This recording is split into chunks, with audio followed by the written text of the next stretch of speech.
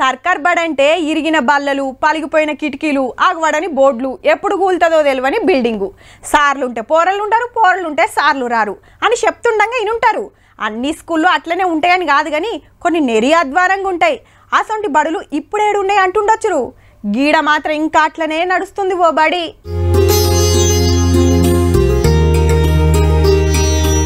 Doubt ఏం పడకుర్రి, పక్క సర్కార్ బడే ఇది.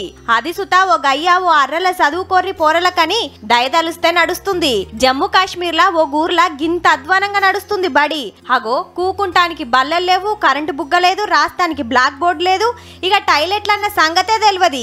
నిన్నియాల్టి సంది కాదుల్లో 20 ఏండ్ల కాంచెలు ఇంట్లోనే నడుస్తుందట బడి.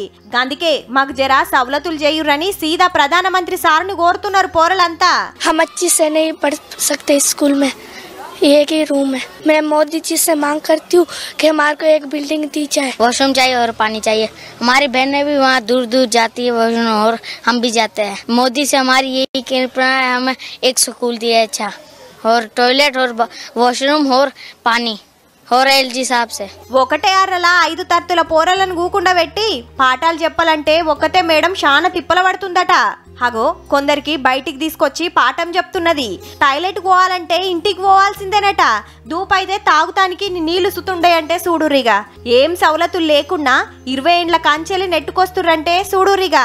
డెవలప్మెంట్ లా రువ్వడు గురుకుతున్న భారతదేశంలా ఇంకా గిసొంటి స్కూల్ ఉండుడైతే చిత్రమే ఉన్నది పోర్రి.